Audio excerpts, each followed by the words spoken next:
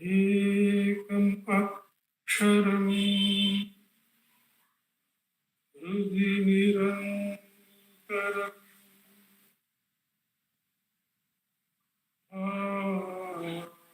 asati swayam likyate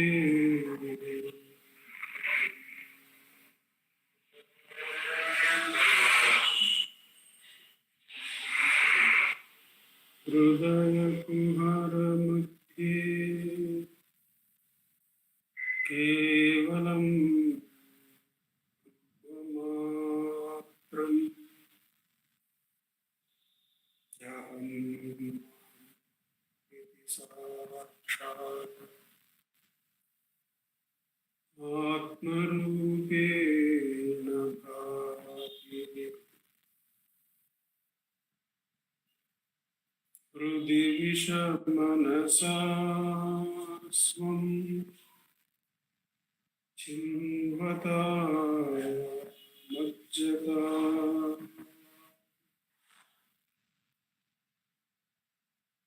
Pavana Chalanaro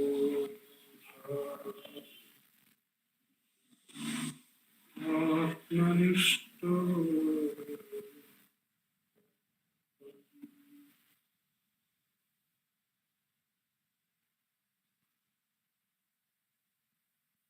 Deham Brahmayavat Jadatmakam Aham Buddharnatasyasthata Aham Tattata Bhava Shukti Samay Siddha Nasaddha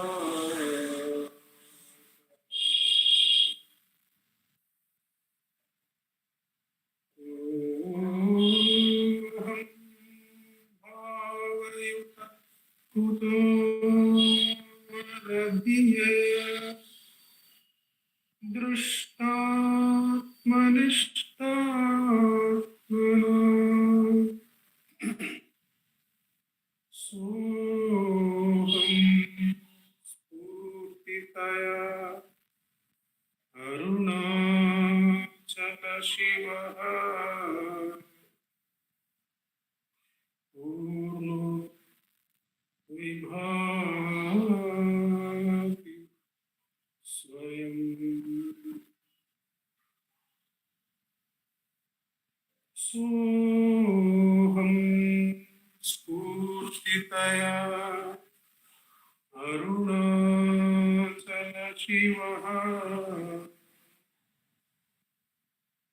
Purno Vibhati Swayam.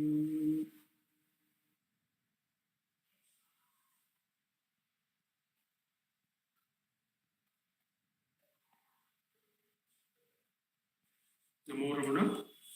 With Bhagavan's immense grace, we have been meditating on the verses of Anma bodham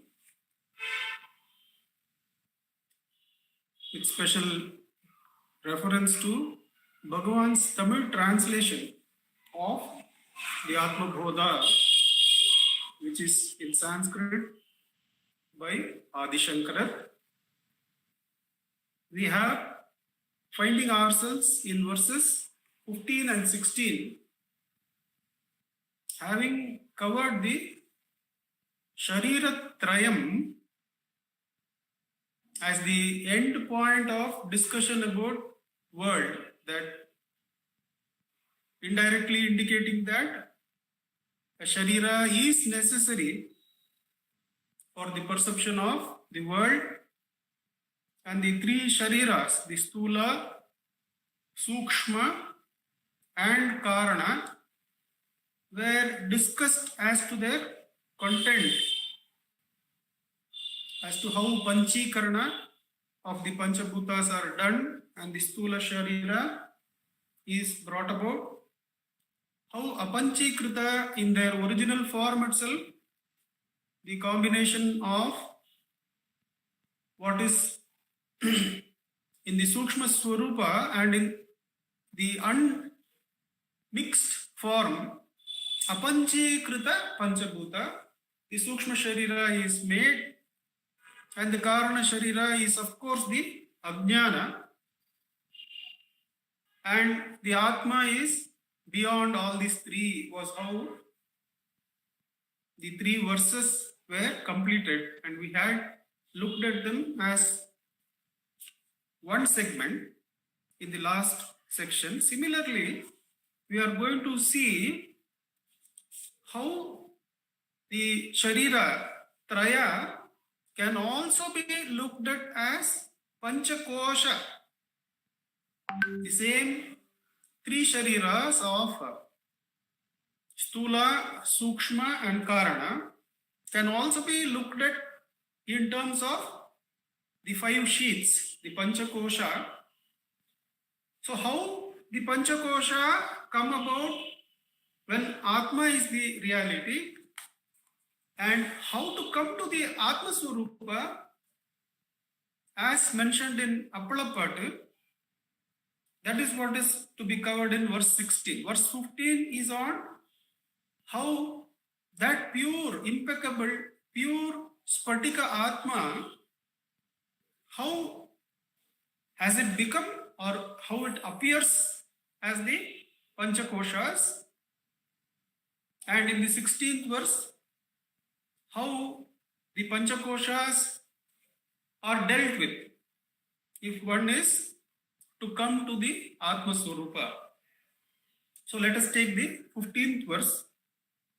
கோஷங்கள் ஐந்து முதற் கூட்டுறவால் ஆன்மாவும் மாசில்லதே ஆயினுமோ அம்மையனே ரே சருவும் நீலப்படாதி கலப்பால் நிர்மலமாம் ஸ்படிகம் போலவே ஒட்டா பொருளாகும். நீலப்படாதி கலப்பால் நிர்மலஸ்மாம் ஸ்படிகம் போலவே ஒட்டா பொருளாகும். If we take that first, the metaphor to be seen first, how Spatika, when we look up in the Google, which is what I did, is a crystalline stone, which, as the very word crystal indicates, it is clear. There is no color to the Spatika. But when kept in the backdrop of a colored vastra, a blue color or red color or orange color vastra, then to someone standing on this side of the Spatika, it appears as though the Spatika itself is of that color. So what is important here in this metaphor is to understand that the Atma Swarupa has not become the Panchakoshas. How it appears is what is taken up. What we have to understand is that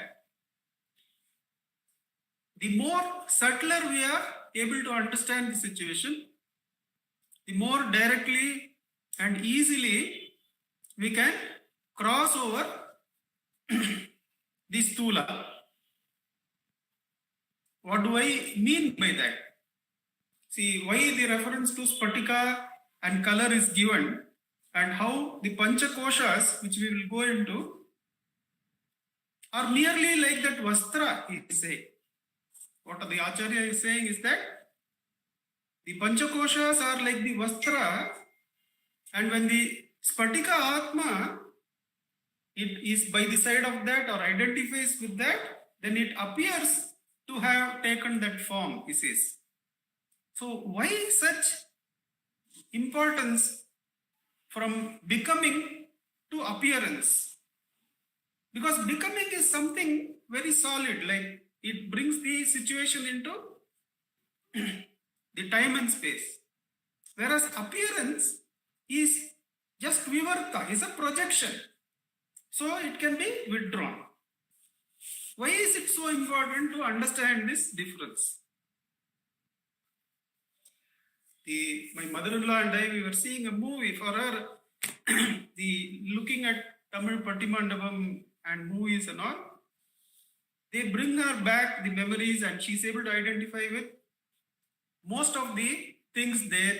So there is a lot of life with which we can do some sadhana. We were seeing a movie where one particular aspect appealed to me very much, where there is a poor person, very poor person, who has to get his sister married away. He has to get his sister married, and the alliance sought by the sister is one of a very rich person, comparatively richer person. And when this boy goes on his own, being the elder brother, he is shooed off. But then he goes back to another relationship where he is related to such a rich person. He is incomparably more richer than the one to whom the boy had approached.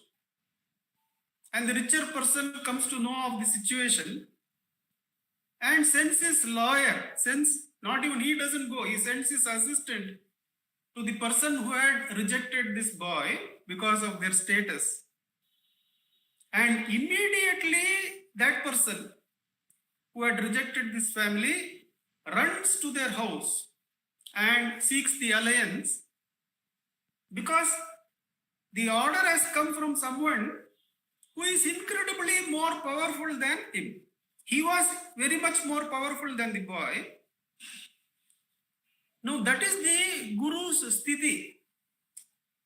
When we are having Bhagavan as our guide, and the Atma Swarupa is taught to be within us, then that whole area of becoming, which was appearing to be so solid, when am I going to solve this problem? When is that going to come? When at all will this situation become better? These are the questions we ask. When we will become better? But that incredibly rich being is saying, there is no becoming at all. There is only a drishya. It is only an appearance. It's only an appearance that you have to become something and then you will be happy.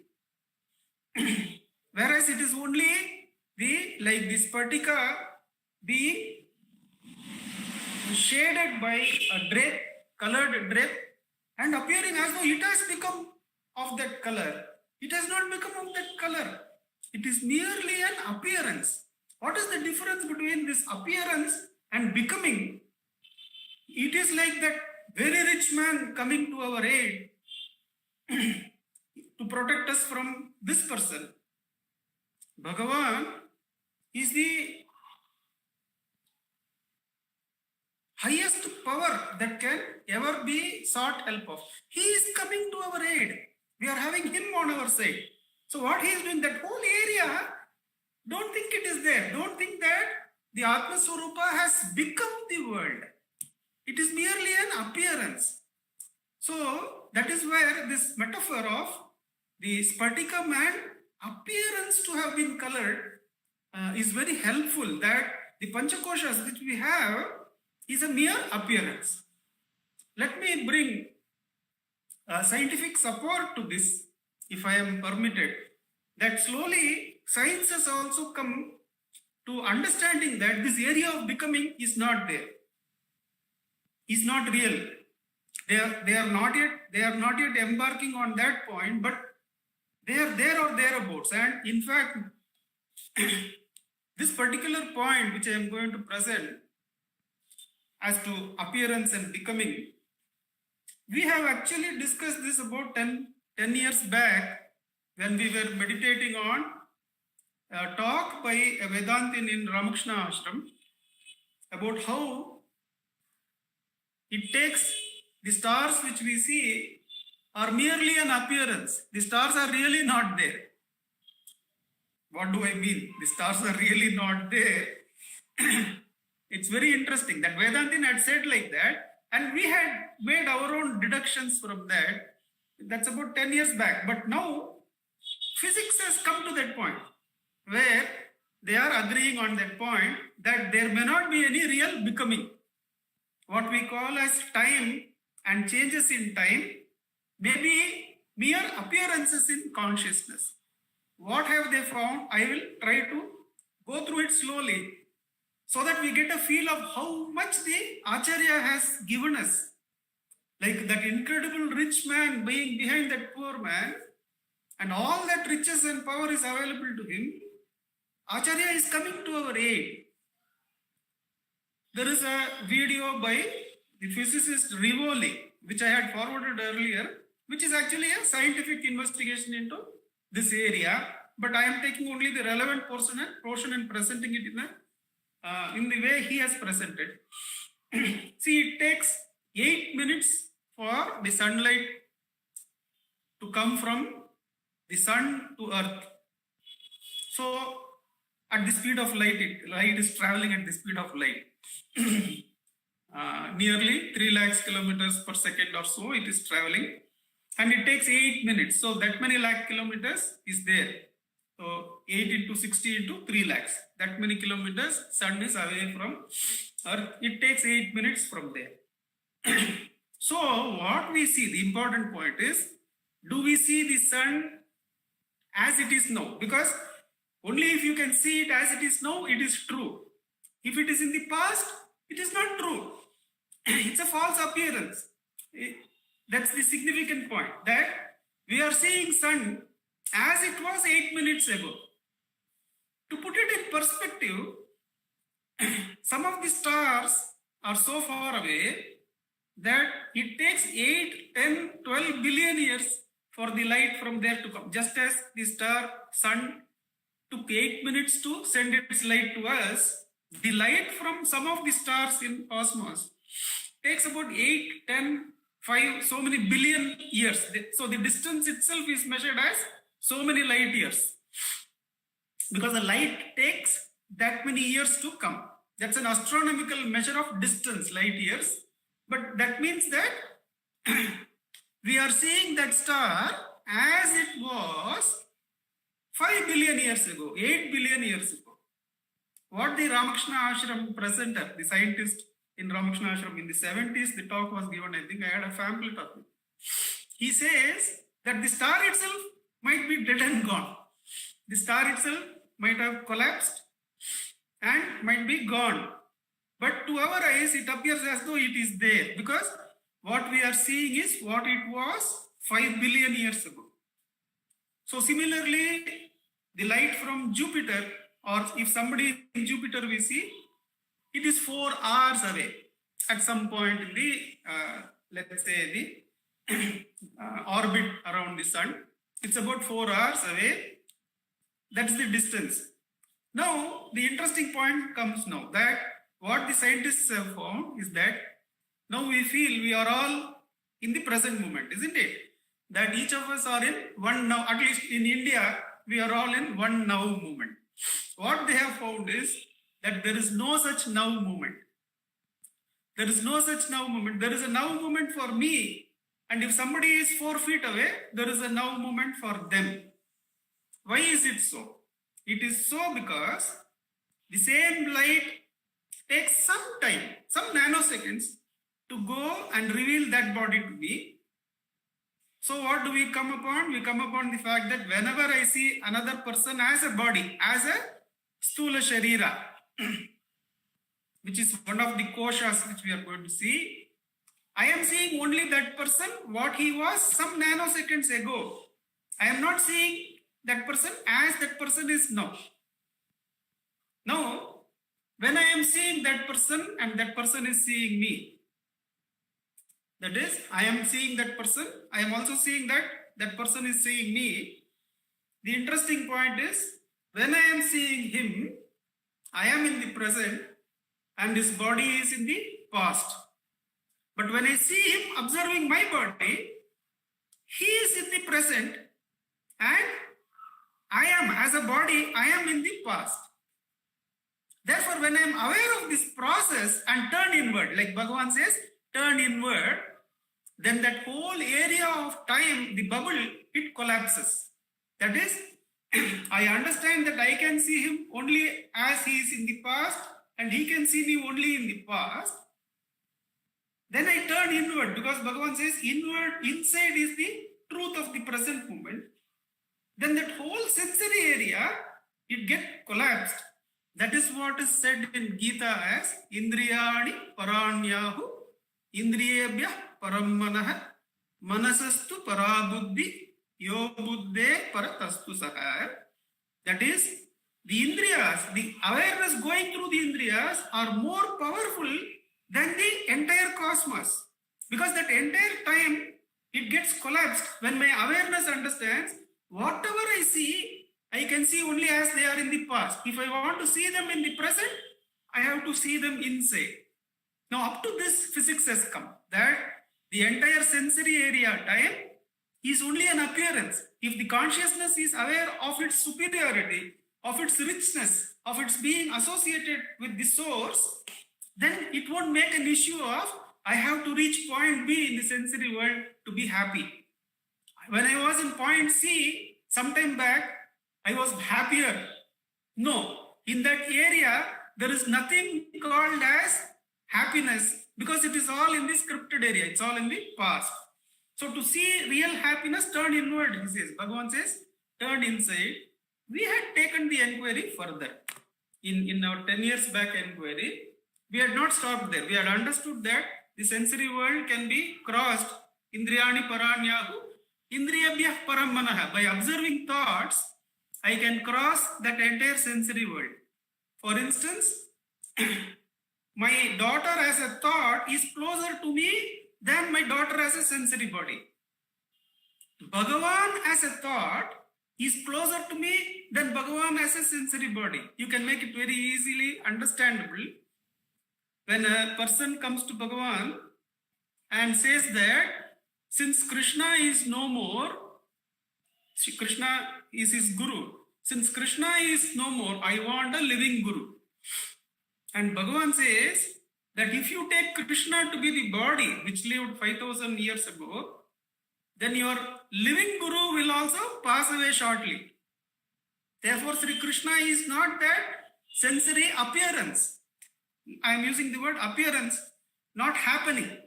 It was a sensory appearance that took place. That is not Sri Krishna's reality. Sri Krishna is more real as a thought because he can do dhyana. You can do dhyana with Ramanama because they are called as Taraka mantras. But then we had done one investigation 10 years back that if seeing in the sensory world took a light and some time and I can see only scripted matter. I can see only scripted matter means I can see only what was some time back.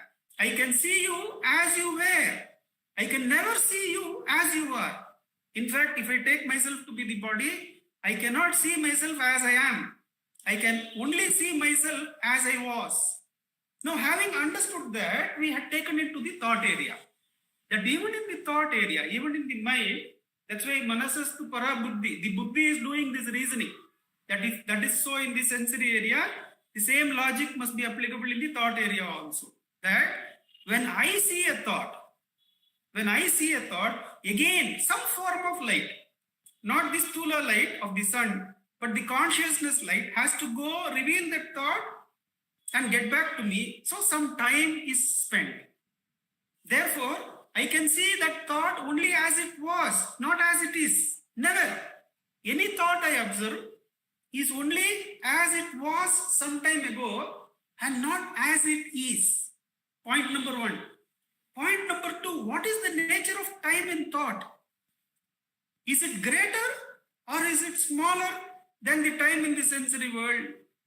Obviously, when we say that Sri Krishna is more real in thought, Bhagavan is more real in thought than the sensory world, the time in thought is much more expansive and much more subtler than the time in the sensory world. So what? But the distance is there, but of what nature is that distance? It is more farther and more subtler than the sensory one which we have taken up. That means there is a gap between me and the object. and I can see that object only as it was. What it means to actually see that object as it is only to see it as the Atma Swarupa. All the objects you see are scripted or as they were, not as they are. If one wants to see as they are, the only way, logically speaking, still these are in Vedantic terms, they are not in scientific terms. We left science the moment the time bubble was burst. Up to that, they have come. But then when we take the inquiry further, why Bhagavan and Acharya are insisting on Atma Bodha? Because the reality of the thoughts you see, the reality of the sensory objects you see, in the now can only be observed as the self. The other things are all present inside the self. And when you want to see them, they are all your projections and no other. If you want anything to be seen as it is now, one has to come to the Atma Swarupa. So that is the Pitika, that is the build-up we can have as to why it is an appearance and not a becoming. The world is not what the Brahman has become. The world is merely what the Brahman appears to be. Therefore, it becomes easier to come to the truth. When we understand that we are one with the richest, strongest person being as our support. So he is helping us cross all those people who are seeming to be obstructions to us. They are all thrown apart, and in comparison to this infinite, they all fall away. Time, space, the things that have become and that threaten that we are not that, all those obstructions fall away. And that is the indication given in this verse that Nirmalapam Spatikam Polave Votta Purula. How this Spatika never got entangled with the colored drape. The Atma never got entangled with the Panchakoshas. Koshangal Aidu Mudal Kuturaval Anmavu Masilade Ayinum. Though it is pure and it is like Spatika, Ammayane Esaruvum, that they, like the Panchakoshas, it appears, though it is by itself, there is no mixture, it has not become. In what nature it is comparable? It is comparable to this Spatika, looking like having taken up the color which is behind it. Now, what are the Panchakoshas? We can see now. If there is any question up to that point, how Bhagavan reduces the Stula, see the important thing is most of our discussions are in Stula time.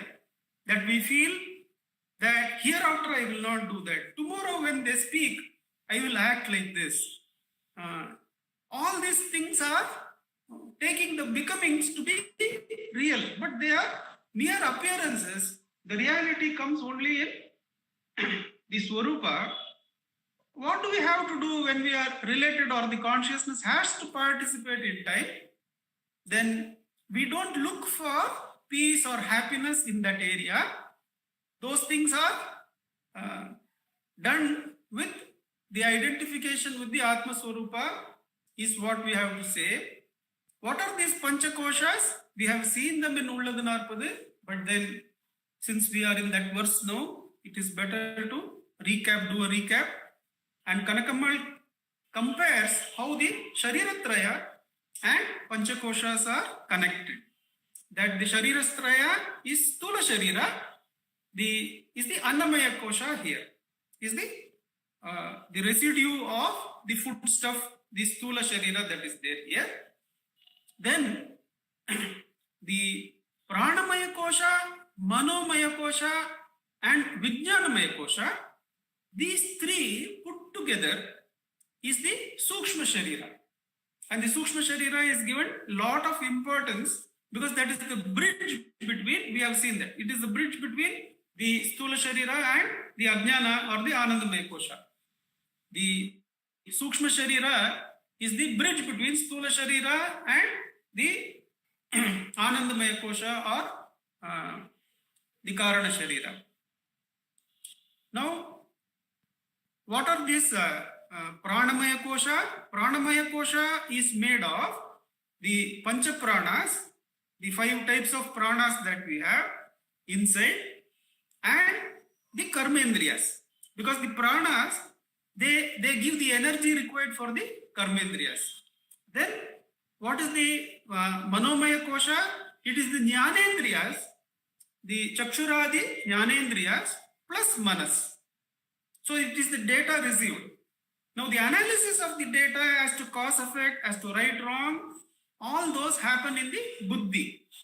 So that is how the order is given in the Gita, that Indriyani Paranyahu. Indriyas are more powerful than the world. They can transcend the world. Indriyabhyah param manaha. The manas is greater than the indriyas. Manasastu para buddhi. The buddhi which can reason out, based on which you will select the data you want to pick up in the mind. So the buddhi is greater than, subtler than the manas. Yo buddhe paratastu sa. When you are self-aware, when the Atma Swarupa is self-aware, it has transcended even the intellect. And when it is not self-aware, it is full of the Anandamaya Kosha, or the last Kosha that separates us from Jnana, where we go to rest in deep sleep. So these are the Pancha Koshas and the connection with the Shariratraya. Once again, as Kanakamal says, the Shariratraya is Stula, Sukshma and Karana. The Pancha Koshas, the 5 sheets, one subtler than the other and one permeating the other, are Annamaya, same as the Stula Sharira. Pranamaya, Manomaya, Vijnanamaya put together are the Sukshma Sharira. And Anandamaya Kosha is the same as the Karana Sharira. Why it is called Anandamaya Kosha? There, the ego gets absorbed in the nescience that underlies the whole creation. And since it loses all the differences, since it loses all sense of differences, but still is not conscious, there is happiness, but no awareness. Now, unless happiness is accompanied by awareness, we don't say somebody is happy, isn't it? See, if somebody is having everything which we say he should have to be happy, but he is not aware of it, then he is not really happy, isn't it? Therefore, there in deep sleep or in the Anandamaya Kosha, there is happiness, but there is no awareness. So only when you come out of that, even in dhyana, one may enter that, sometimes unknowingly, and one may feel happy. But you will realize that you were happy only when you come out of that. So that is called the Anandamaya Kosha or the Karana Sharira. And none of this is a real change. It is only an appearance. So the transcending them should be with a light touch. How you will transcend a cinema show when you come out. A cinema show you have gone, in the dark room, it appears to be real. But once the light comes on, even when some last scenes are going on, the projector guy may get, he may be in a hurry to go somewhere, so he may switch on the lights in the theater. So even when the film last part is going on, last few scenes are going on, if it has not been ended very nicely, they might put on the lights. And as soon as the lights come, you understand those figures, they merge into the light. You understand that that's mere appearance. In fact, you would have understood even earlier, but it is very clear. Similarly here, when that light of Atma Swarupa comes, you understand that the Atma never really became the world. In fact, the funniest part is the Stula we take to be real, but the scientists have already come up to negating that. Not exactly that, but they have come up to that point. But the inner journeys they have not investigated. But Acharya and Bhagavan have investigated into the even more powerful veils. Why even more powerful? Because they are this sukshma and very difficult to see that we are trapped. I used to share that for the modern day intellectual, it is very difficult to see that he is trapped by his own thoughts, because thoughts are so abstract. that they bring so much happiness. Somebody making a pun in English is so happy because there is a release of energy in that abstract area. Why the happiness is there is a release. The one thing you thought the meaning of the word is in one direction, but then the comedian comes and suddenly injects that was not the meaning intended, this was. So there is a freedom from that. There is a freedom of energy from that trap. There is a joy which we immediately laugh at the pun. But we mistake that to be real happiness, that the shifting, the easy way in which the consciousness shifts in the abstract thoughts, we take that to be happiness. But then that is also a kosha. It is the Vijnanamaya kosha which we have to transcend. And the transcending is what is taken up in the next verse. But in the 15th verse, the key point to note is that none of them is a becoming of the Brahman. The Brahman has not become any of that. They are mere appearances. So the 16th verse, how to extract the Brahman or the Atma Swarupa out of this? Udal Pancha Kosha Umiyadi Odul Sudar Parisuddha Anmavai Didamaha Uttiinal Kutti ஒழித்து அவற்றை அரிசி ஒத்தறிய வேண்டும் உணர்வுள்ளே. We can directly go to the Appalapattu. In Appalapattu, what Bhagavan says, that is what is meant here. How from the paddy the husk is removed and thrown away, and how the rice is separated and taken. That is how we have to remove the Panchakoshas. Before that, one interesting thing about the intellect again. How the intellect can be a husk which we get frustrated about. And this is, I think it is Swami Natanananda. It could be somebody else. He is listening to a few scholars who are discussing Vedanta with Bhagavan. And the discussions are very abstract. And Bhagavan is participating with them, totally discussing, answering the questions they are putting. And that exchange is going on. More and more that exchange is going on. This person is getting depressed. And finally he leans against the wall and is totally energyless. And the moment those scholars get up and go away, Bhagavan comes to his rescue and says, why are you so deflated? And he says, none of the topics you were discussing, Bhagavan, with them could I understand to any extent. Now, when am I going to understand, to grasp them, to understand them, and then practice? First, I have to concentrate on what is said. I have to understand, and then I have to put it to practice. When is this going to happen? And Bhagavan says, whatever was being discussed is only chaff, is only husk. It is not the paddy at all. And of course, he gives the assurance to the devotee.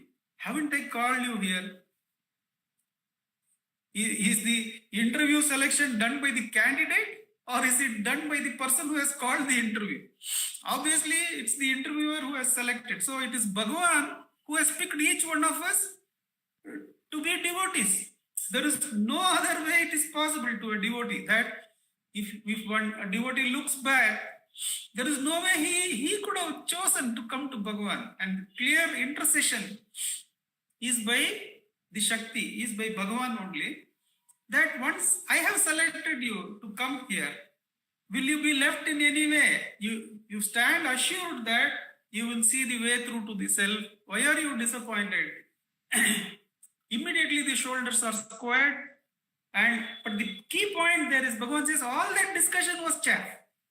All that is required because they have got trapped in valuation of that chaff, in valuation of, this is what Sri Krishna says, the journey of Ramanath Brahmachari, the journey of Mudaliyar Party, the journey of Lakshmi the cow, we understand how the intellectual chaff is overcome.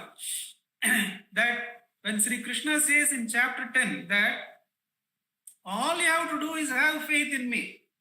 If you are completely full of faith, if you have full of faith, initially faith may be a small umbrella, but then it includes your family, it includes your organization, it includes all kinds of worries, it includes the whole creation. When you are full of bhakti and whatever conversation you are having only of me. Nothing else. See, when everything is covered by bhakti to Krishna or the Supreme Being, to me it's Bhagavan. There was a journey with Akka to Tiruvannamalai. We had to return the same day or the next day, I don't remember. But in the entire journey, car journey from here, I think Ashwini Ma was also there. The entire 4 hours, 4.5 hours, we have been just talking of Bhagavan and coming full of happiness, no energy loss. On our way back, the driver, who is a friend of ours for long years, he said to Akka, you take some rest. This may not be good for your health. But there was no let up. The rest of the journey was also spent in that talking of Bhagavan and his devotees. When the mind is full of that, Sri Krishna says, I give them Bhakti Yoga. I the Atma Swarupa, I allow their buddhi to have humbleness and come and join me, have yoga with me. So how the bhaktas, which we are sharing and promoting through various activities of the Ramana Maharishi Center, the faith that is being made pakka, and unless that is understood, the jnana is never complete. Now that covers all the koshas, and you are surrendered, and the chaff of the intellect is now lit up by the light of the Atma Swarupa. That is the other journey we have to understand, the journey of faith, and how easily those bhaktas, they overcome.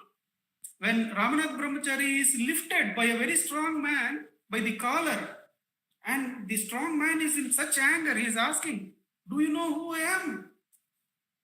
And that bhakta has such calmness of intellect that he says, sir, to know that only, to know who we are, that is why we have come here, haven't we? Ramanath Brahmachari was very diminutive, just 4 feet or 4.5 feet. That man was supposed to be a big man. In Venkateshji's words, whenever he sees somebody a bit overweight like me, he will say, oh, Nandakumar is a big man. Like that, a big man lifted him up, but his intellect is so clear in that moment of stress also that Ramanath Brahmachari says, like that. So how the bhaktas, they come, they cross the koshas, they are allowed to cross the chaff of the intellect by their surrender itself, by the Supreme Being itself. Now, that is what is mentioned here. There is a verse in chapter 5, which after the 2 verses of faith, Bhagavan has selected and put in the Bhagavad Gita Sara. There are 2 verses on how the surrendered devotee crosses the intellect. But this verse taken from chapter 5, if I remember, it must be verse 16 or 17, I'm not sure. That verse is about how with enquiry you can cross the sheets. That the same jnana, when a person does enquiry and crosses the 5 sheets, then also that devotee himself shines self-luminously as the Atma Swarupa, says Bhagavad Gita. That what was done through surrender and was offered by the Supreme can be done through the crossing of the sheets by enquiry and dropping. And that is what is mentioned in this verse. In this verse where the Panchakoshas have to be crossed by the pounding of the Udar Panchakosha Umiyadi Ottul Shudar Parishuddha Anmavai Didamam Uttina. Utti is from the Shastras and from Guru Mukena. What sadhana we have got? By consistently practicing that, we can free ourselves of this appearance. What is this appearance? The appearance that the Atma has become the 5 koshas. The 5 koshas are not merely 5 koshas. When we see through the 5 koshas, various worlds appear. We see the Stula Loka when we see through the Stula Indriyas. It is said that there are 14 lokas in some accounts. When we were preparing for a seminar, we were looking into some Dvaitic accounts.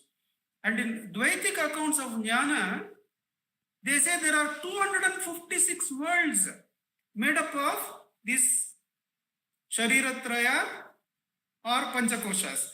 That the combination of them, including the Turiya, when you put as a combination, then you can have so many permutations and combinations. If you see through those, then those worlds, they appear.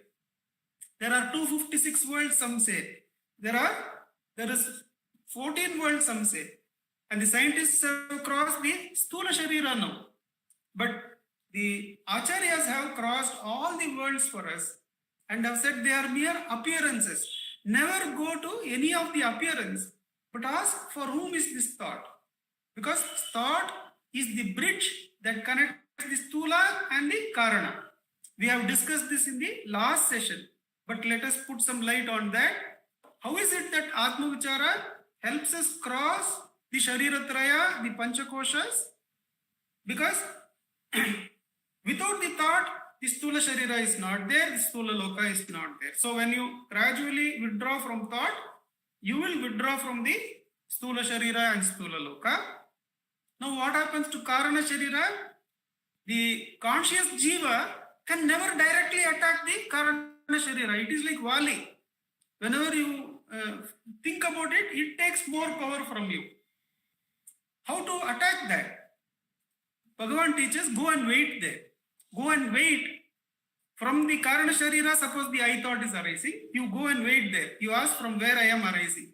So any pending thoughts in Karana Sharira will rise up when you put the light of attention there.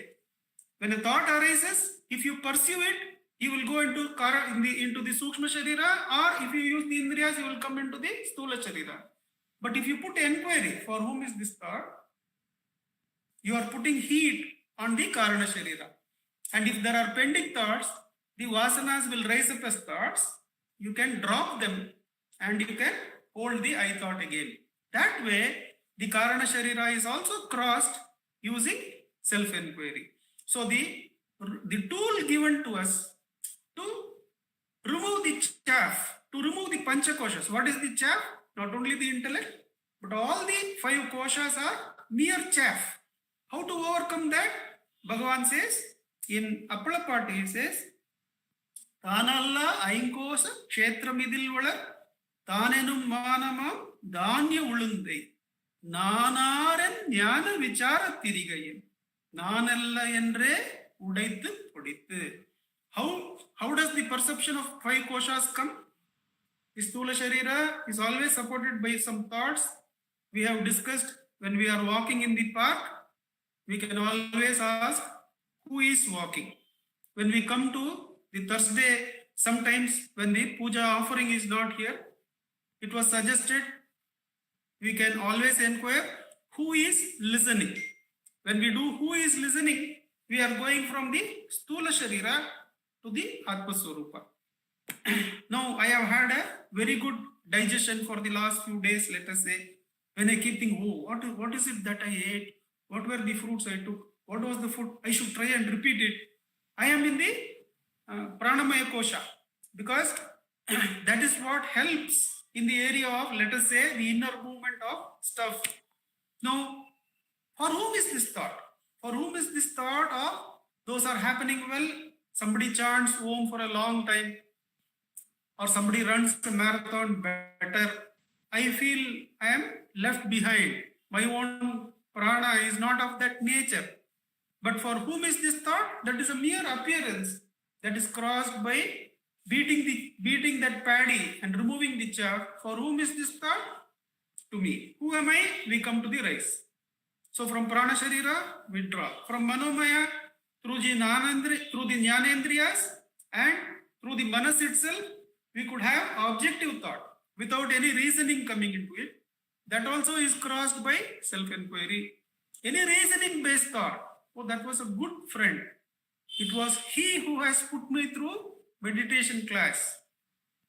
When we get that thought, immediately the anxiety is to take up the phone and call him and thank him. But then what is Bhagavan and The Acharya is saying, better than that is to inquire, who is it that thinks so and so put me in meditation class? Me. Who am I? Is better than thanking him on phone. Why? Because he is not the Stula Sharira, he is not the Sukshma Sharira, he is the Atma Swarupa. To abide in this self is the best gratitude you can give to anybody. What is the good thought you want to express? Let us say you want to express a good thought of thanks to someone. What is the best way of thanking someone? To understand that their appearance is mere chaff, their body and whatever has happened in their lives is all only chaff. They are the real Atma Swarupa. So when you are abiding in the Atma Swarupa, you are seeing everybody simultaneously. And you are one with your richest friend. You are one with your most powerful friend. Who is that? You are one with Bhagavan. Now, what more can we ask? When a rich man, superlatively rich, can rid those problems in a trice, when he goes and talks to somebody or sends somebody, then there is fear on that part and they do. How much more powerful should be the Atma Swarupa? It can dissolve that whole areas. It can dissolve those appearances. What better friend than Bhagavan can we ask for? What better place to be than in the self? So let us practice Atma Uchara for the next few minutes till 8 o'clock, when we, as usual, can listen to Akka. Revathi, you can set the time for us. Okay.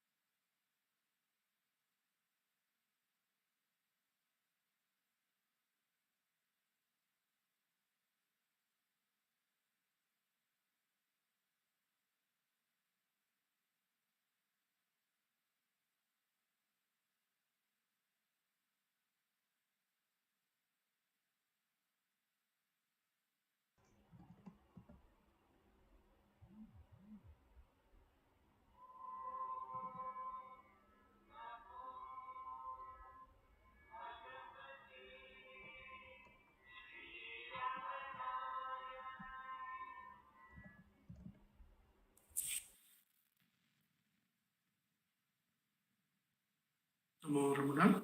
Namo Ramanaka.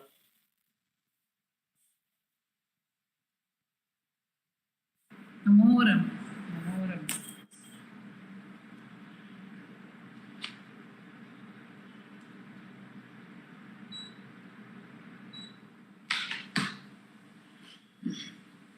Prostrations to Ramana.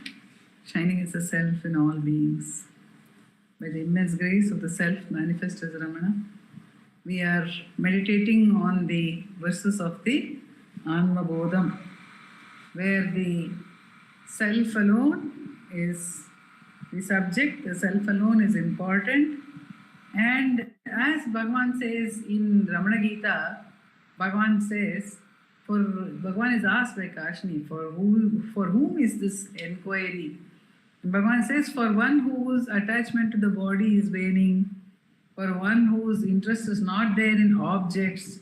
So similarly, the Atma Bodham also is for one, it is those people are being addressed. Those of us are being addressed, or that part of our mind, or that is being thrown light upon, which says, yes, this is not important. It is a myth. To begin with itself, the world is a myth. Other things are not important. Jnana alone is important. Nothing else can give you that. Karma cannot lead you over there. So we've been taken through all that. And now we are being told that we don't have to worry actually, because the pure nature is never sullied. It is only the impurity, the appearance, it is only that, as Nandakumar said, it's an appearance. It has no reality. The color in the crystal has no reality. The crystal is ever pure. I must have shared this example earlier also, but it's a beautiful example given by a child actually. We had these essay writing competitions for children, and somewhere they were talking about Bhagavan's teachings. The child was trying to say, talking about the pure mind and the impure mind, and the child gave the example of the Ganges. She said, see, the Ganges, lot of talk is there about purifying the Ganges. But what does one have to do to purify the Ganges? Stop putting the impurity into it. There, in that case at least, impurity has got into Ganges. It has got into the water. And one must remove it, or one must stop putting the impurity inside. But here, we are brought this knowledge that it is never touched by it at all. There is no impurity in the self at any point of time. When we were given the example of the ornaments of gold, we understood that gold never becomes an ornament. Although we say, this is a golden bangle, this is a golden necklace, the gold in the bangle has not become a bangle. The gold in the necklace has not become a necklace. It remains only as gold. The bangle is an appearance on the gold, superimposition on the gold. The necklace is a superimposition on the gold. So, it is always pure. And what is the implication of this? And what is the implication of the Panchabhuta, the understanding that the Sharira is the Panchabhuta? What is the implication? We were told today, which Nandakumar ji has shared earlier, also a very beautiful instance of seeing things which are only in the past. Everything is already in the past. What I am seeing now is already dead and gone. Other than the self, there is nothing which is there in the present. Even when I think I am thinking about the present, I am actually only thinking about the past, because there is a space between the thought, between one thought and the other, between the knowledge of the object and the object. So there is that space. So there is a time lag. Actually, this is very physically also seen when the acoustics expert comes to look at the positioning of the speakers and all in an auditorium, the first thing they tell us is, in an auditorium, if we keep 3 pairs of speakers, one in the front, one in the middle, one near the balcony, they say that there will be a delay. So, what they do is they physically adjust the timing of the sound coming to that particular speaker so that one does not hear a delay. So this is the fact is there is a delay. The fact is there is a delay. If you are 5 feet away from the earlier speaker, what you will only hear it later. You will only hear it delayed. And because you are in a small space, you will hear that and you will hear this, and probably you will hear the one which is going to come behind you. So there will be a lot of multiple sounds will be coming in. The example which we heard is about the light. But sound is also like that. Every object that we experience is only from the past. So how does it have an implication on our sadhana, on the inquiry? That first of all, thought also, this understanding has been applied to thought also. Nandakumar said thought is also from the past. Every thought is from the past. In multiple ways it's from the past. Because one is that there is a time lag. Secondly, every thought is dependent only on memory. If I have no memory, there cannot be any thought, which happens in deep sleep, of course. But even otherwise, when I lose out memory, if there is a complete blanking of memory, there cannot be any thought. Every thought is based only on this identification that I am so and so, I am Sharada, and that is only a Sula Sharira. And Bhagavan asks us to go inside. And what happens when we go inside? That which is inside, or that which is the self, has never been bound to the Sula Sharira. That means it is not bound at this moment also. It is not like I am sitting inside a cage. Because the self, of course, Bhagavan says in Ekant Panchakam, the self is not inside the body and everything else is inside the self.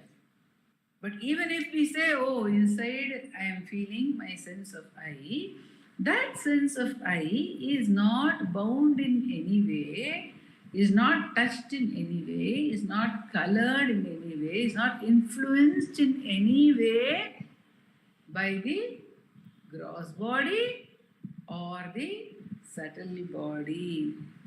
And Nandakumarji, one of the important points which was reiterated for us today was that we should cross these 2 bodies through self-inquiry, through the questioning, for whom, who am I, for whom is this experience of a gross body, for whom is this experience of the mind.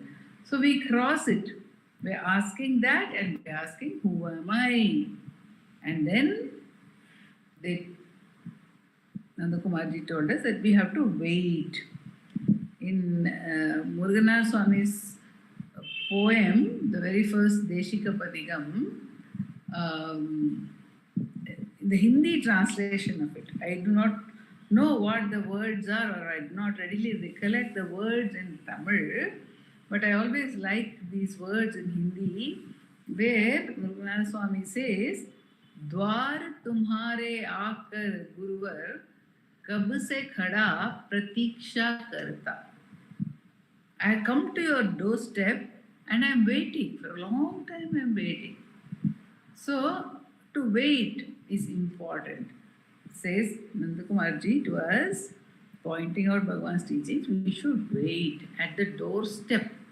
I have come to your doorstep and I am waiting. So, that waiting is there.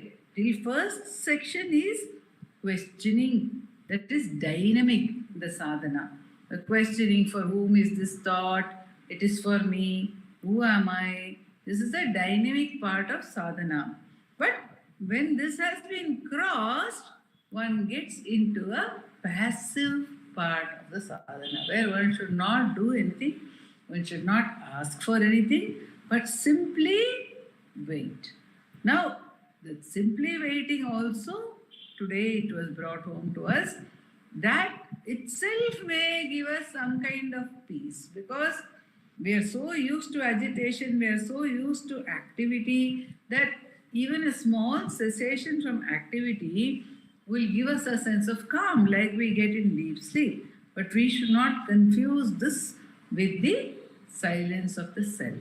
So we should get back, even if we apparently have some kind of a lull, some kind of a quietude, we should question that also and get to the self. So whenever we experience anything, whenever we experience any object, we must remember it is like the color in the crystal ball. The experience of the object is not our own nature. This is not my nature. This is not my nature. The experience of thought, whenever we experience a thought, Bhagavan says all experiences are thoughts. So, whenever we experience a thought, we get intermingled with it like the color in the crystal. When there is anger, we get intermingled with our anger. We believe that, we say, I am angry. I become anger myself. I am sad. I'm happy. I become all those emotions. I become all those thoughts. Of course, anger, sorrow, all these are emotions. We can become very emotional even about abstract things. People can be very emotional about a particular way in which they can solve a mathematical problem or a particular route to be taken. So anything. But we get so identified with that. We completely become one with our experiences. Here Bhagavan is saying, stand back, understand, know that those experiences are not touching you in any way. No matter how many thoughts arise, they do not touch you. No matter what kind of thoughts arise, they do not touch you. Thought does not touch you. The impurity does not touch you. The color, the differences, they do not touch you. It is the crystal, the mind is absolutely pure, it is clear. It is not touched by any of these objects. But when we become intermingled through our attention, then it appears as if all that is I myself. My sorrow, my joy, my wonderment, everything is experienced as I. Like we see the crystal is red. Like that it becomes experienced as I. So Bhagavan says that we should be vigilant in every moment. Even before thought arises, because once it has arisen, it leads to many, many, many more thoughts. Every thought leads to more thoughts. But if we cut back, if we understand, oh, this is only a thought, this is only like the coloring of the crystal ball, it is not my real nature, then who am I? So whenever we are able to keep getting back, that is, Bhagavan says, it's like pounding with a pestle, then the I thought will slowly get dissolved and merge in the source. So from different perspectives, with different examples, we are actually being cajoled to take up the inquiry and abide as the self. Om Namo Bhagavate Sri Rama.